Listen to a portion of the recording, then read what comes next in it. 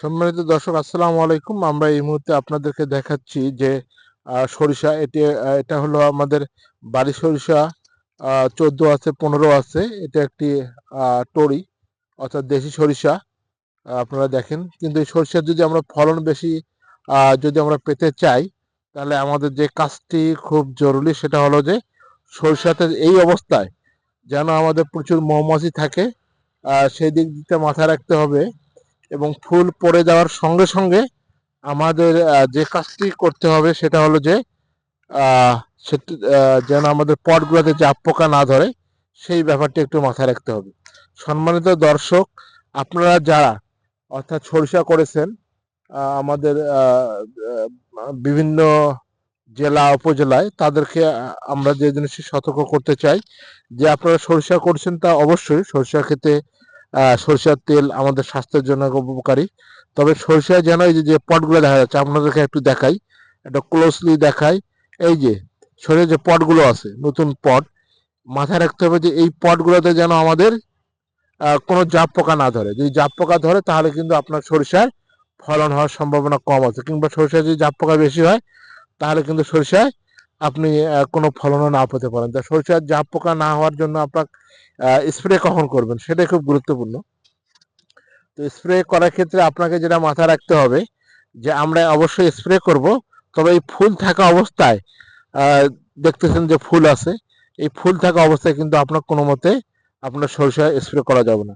যদি ফুল থাকা অবস্থায় যদি আপনি স্প্রে করেন এবং ফুলে যদি পরাগায়ন যদি না হয়, তাহলে কিন্তু আপনার সরিষায় পরাগায়ন হবে না এবং পট ফর্মেশন হবে না।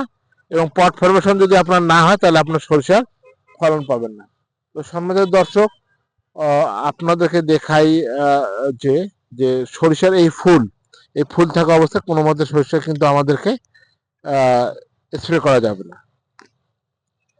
তো সম্মানিত দর্শক, আমাদের আরেকটা জিনিস মাথায় রাখতে হবে যে এই সরিষাটা ফুল আসার আগে, অর্থাৎ সরিষার বয়স যখন কম ছিল, তখন যদি আমরা একটা 4CPA, একটা যে ছত্রাকনাশক এবং একটা কীটনাশক যদি আমরা স্প্রে করে দিতে পারতাম, তাহলে কিন্তু পরবর্তী সময় কিন্তু আমাদের এই সমস্যাগুলো হতো না। তো যাদেরও এখনো কোনো সমস্যা নাই, আপনারা যারা সরিষা এখন ফুল অবস্থায় আছে, ফুল পড়ে যাওয়ার পরে কিন্তু আপনাদেরকে অবশ্যই সরিষায় কিন্তু একটি স্প্রে দিতে হবে। আর আপনাদেরকে যেমনটি বলি যে সরিষায় কিন্তু ব্লাস্টও হয়, অর্থাৎ ব্লাস্ট কিন্তু আমাদের সরিষায় দেখা যায়। এটা নতুন একটি রোগ দেখা দিচ্ছে, ব্লাস্ট।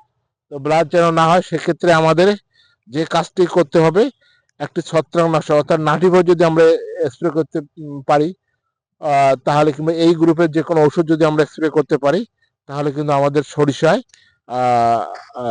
কিন্তু আমাদের আর ব্লাস্ট হওয়ার সম্ভাবনা নেই। ব্লাস্ট হলে কিন্তু আপনার সরিষায় কিন্তু ফলন অনেক অংশে কমে যাবে। তবে যে কাজটি করবেন, আপনি একটি জাপ পোকার জন্য একটি ওষুধ অ্যামামেকটিন বেনজয়েড, এর সাথে একটা ছত্রাকনাশক অর্থাৎ নাটিভো গ্রুপের একটা ছত্রাকনাশক, এটি আপনি স্প্রে করে দিবেন। এই যদি সম্মিলিত যদি আপনি স্প্রে করতে পারেন, তাহলে আপনার আপনার সরিষার ক্ষেতে কিন্তু আর নতুন করে কোনো জাপ পোকাও দেখা যাবে না এবং কোনো ব্লাস্টও দেখা যাবে না, এবং তাহলে আপনার সরিষা কিন্তু ফলন অনেক বৃদ্ধি পাবে। এবং আরেকটি জিনিস হবে কি, আপনার সরিষার দানার ফরমেশন এবং দানার কালারটাও কিন্তু আপনার অনেক সুন্দর হবে। তো সম্মানিত দর্শক, পুরো ভিডিওটি দেখার চেষ্টা করবেন এবং কৃষি সারা বেলা ইউটিউব চ্যানেলের সঙ্গে থাকবেন।